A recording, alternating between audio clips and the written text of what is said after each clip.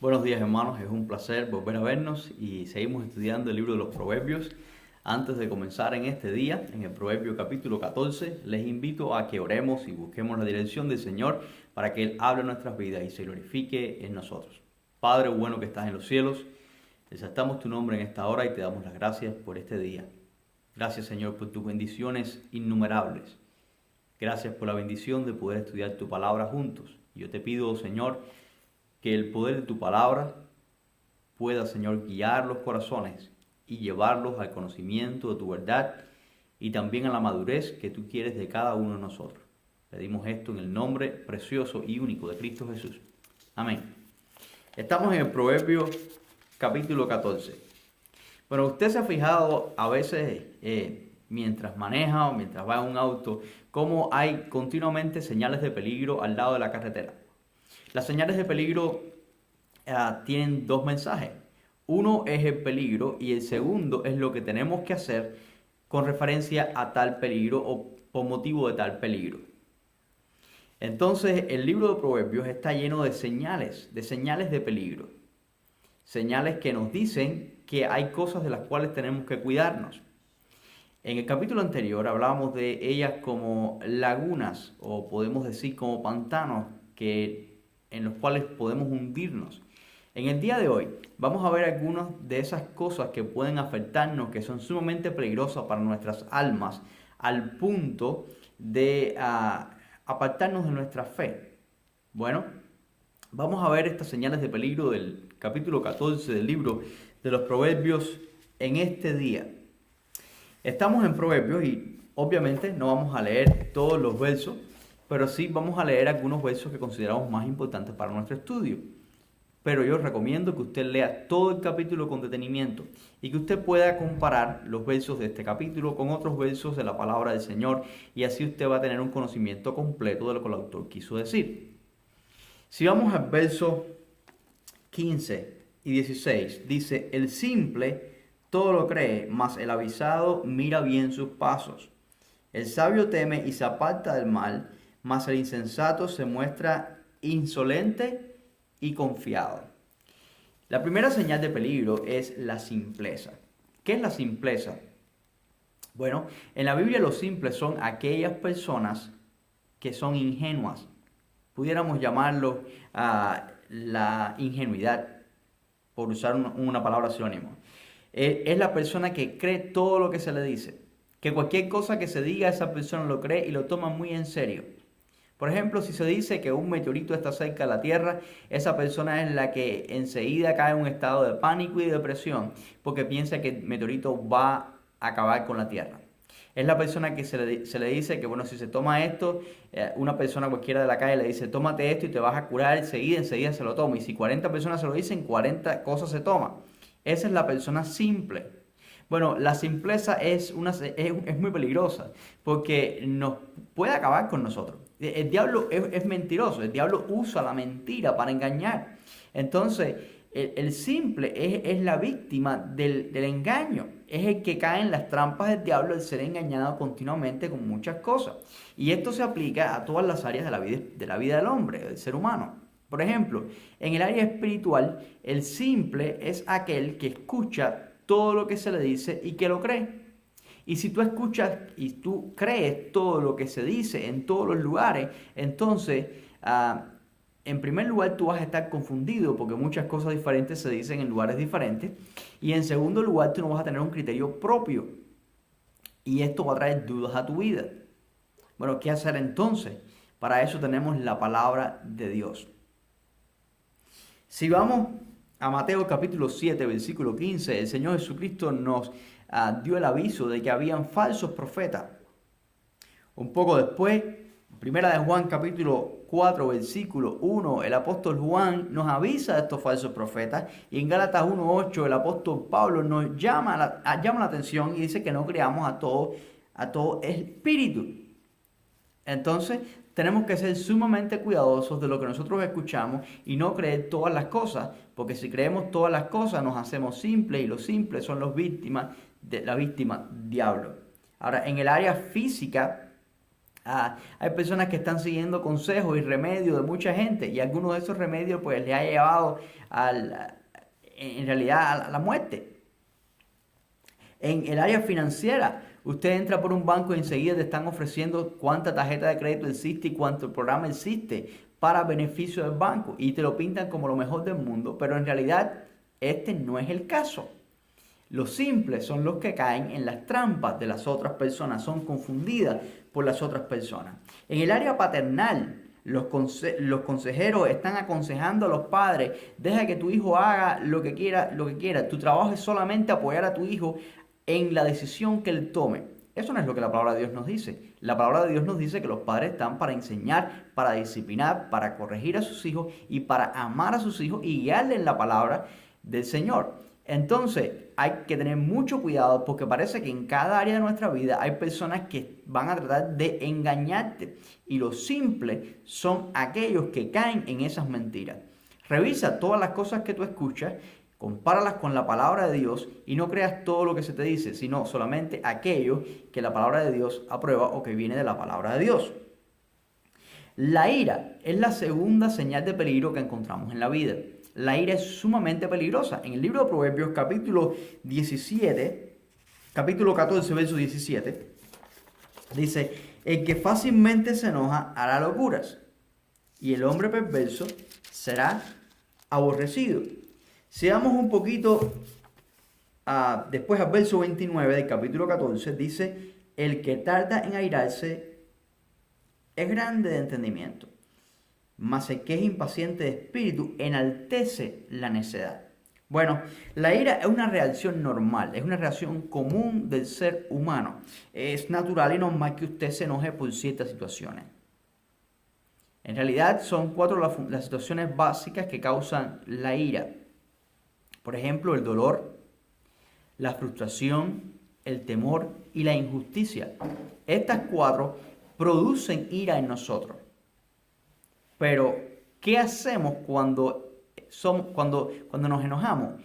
Es la pregunta. Aquella persona que se deja llevar por su ira o que reacciona de una manera negativa a la ira, entonces puede caer en un gran problema. Y esto es lo que Proverbios 14, 17 nos están diciendo. Lo malo es pecar cuando usted se aira.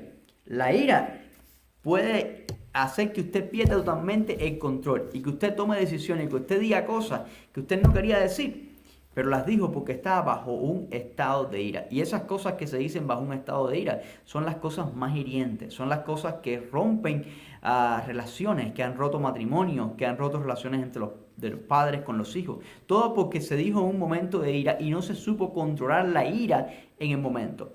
Claro que la ira pudiera justificarse, algunas personas pueden decir, bueno, pero es que en realidad estaba frustrado o eso fue una injusticia.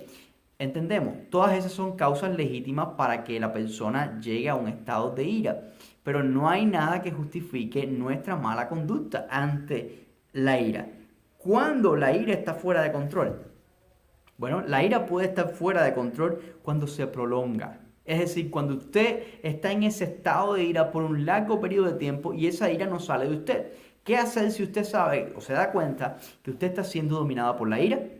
Bueno, tiene que orar, pedirle al Señor la paz de Él, empezar a ir a la palabra de Dios, empezar a buscar del Señor, a alabar al Señor, hacer lo que tenga que hacer para que esa ira lo deje. ¿Qué dice el libro de Efesios? No se ponga el sol sobre vuestro enojo. La ira está fuera de control cuando se reprime por dentro. Pareciera lo contrario, parece que estás controlando la ira cuando tú la aguantas adentro. Pero ten cuidado, nos puede pasar como algo que va a explotar. La ira cuando se reprime está fuera de control. ¿Por qué? Porque controlar la ira no es reprimirla. Controlar la ira es poder dominarla a punto de que tú seas libre en tu mente y en tu corazón de ese pensamiento, de ese sentimiento perturbador. Entonces, Hebreos capítulo 12, versos 15, nos dice, vamos a buscarlo, Hebreos 12, 15.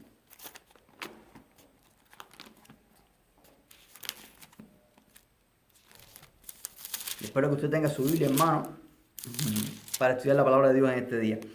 Dice, mirad bien, no sea que alguno deje alcanzar la gracia de Dios, que brotando alguna raíz de amargura os estorbe y por ella muchos sean contaminados. La ira puede ser esa raíz de amargura que hay quien reprime, y eso no es controlarla.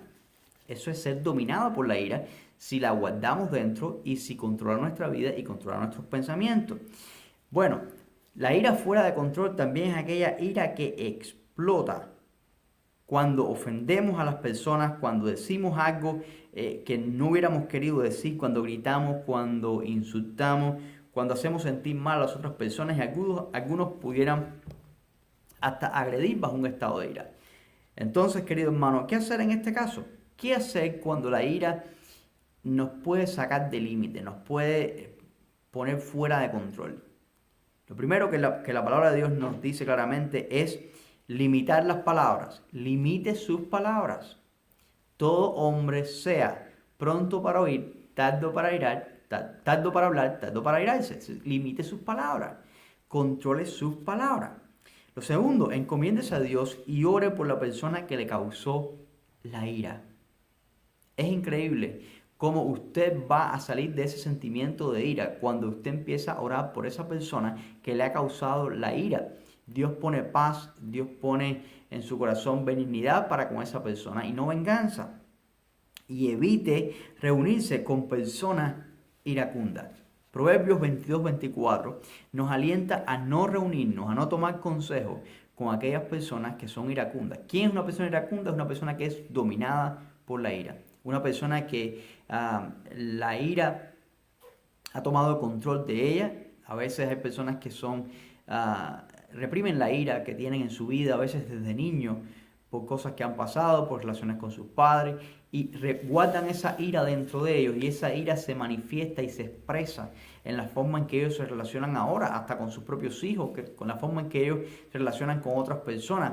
Se vuelven personas tóxicas, tienen raíz de amargura, son iracundas, ¿verdad? Esas personas que son así pueden cambiar con el perdón del Señor y con el poder del Espíritu Santo. Pero nosotros se nos alienta a no unirnos con esas personas. ¿Por qué? Porque la ira pudiera ser contagiosa. Recuerda que la raíz de amargura puede contaminar a otras personas. Bueno, esta es la razón por la cual no debemos unirnos con personas que son iracundas, con personas que pierden los estribos o personas que guardan estos resentimientos y continuamente están hablando de estos resentimientos y están expresando su ira en diferentes formas. Evita a tales personas, nos dice la Biblia. En último lugar, la última señal de peligro de la que quiero hablar en este día está en Proverbios capítulo 14, versos 20 al 21. Dice, el pobre es odioso aún a su amigo, pero muchos son los que aman al rico. Peca el que menosprecia a su prójimo, mas el que tiene misericordia de los pobres es bienaventurado. La tercera señal de peligro es la parcialidad o el favoritismo. Poco se habla en la iglesia en estos tiempos acerca de esto. Si vamos a Proverbios 14, 31, también dice, el que oprime al pobre afrenta a su hacedor, mas el que tiene misericordia del pobre le honra. El favoritismo ofende a Dios. Está ofendiendo a Dios aquella persona que muestra favoritismo con una persona, que muestra acepción de persona. ¿Por qué? Porque Dios es un Dios que no hace acepción de personas. Dios es amor. En Él no hay favoritismo, ni injusticia, ni burla. Cuando una persona se burla de otro, cuando una persona piensa que es mejor que otra persona, cuando una persona empieza a comparar a los demás, esto no agrada a Dios en ningún momento. Dios está muy interesado en lo que pensamos de las demás personas.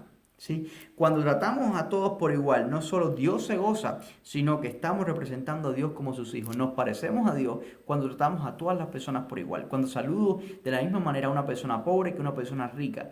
Cuando hago un favor no solamente a aquellos que pueden bendecirme o que tienen la facultad de bendecirme, o no solamente hago un favor por conveniencia, sino porque siento en mi corazón servir a otras personas, estoy alabando a Dios. Cuando nos acordamos del pobre, el Señor nos paga con honra. Cuando alguien, por ejemplo, te llama por teléfono, Dice, bueno, esta persona si me conviene hablar, no me conviene hablar. Tal vez estás mostrando favoritismo. Ten mucho cuidado con esto. Es una señal de peligro porque el Señor aborrece a aquellas personas que muestran favoritismo. Cuando tú sabes que alguien necesita y tú puedes ayudarle, pasa por tu mente la idea o la pregunta de si esa persona puede ayudarte a ti o no. Si alguien necesita tu ayuda, ofrécele la ayuda incondicionalmente, sin esperar nada a cambio, porque ese es el tipo de amor que Dios nos ha dado a nosotros también. No se trata de conveniencia, no se trata de interés, se trata de amor y de misericordia. Eso es lo que el Señor quiere. No sacrificio y ofrenda, como Él dijo, sino lo que quiero es corazón contrito y humillado. Lo que quiero es misericordia, justicia, juicio. Es lo que quiere el Señor, es misericordia. No se trata de conveniencia. Santiago capítulo 2, versos 1 al 9. Se los dejo para que usted lo lea y lo estudie en su casa. Y es un pasaje que nos habla acerca del favoritismo. Y el apóstol Santiago, el hermano de nuestro Señor Jesucristo, nos escribió, inspirado en el Espíritu Santo, de cómo debemos reaccionar cuando entra una persona a la iglesia. No actuar con favoritismo. Bueno, que el Señor les bendiga ricamente, que el Señor les guarde y tenga de ustedes misericordia. Nos vemos entonces el domingo a las 10:50 de la mañana y hasta tanto que la gracia del Señor sea con ustedes.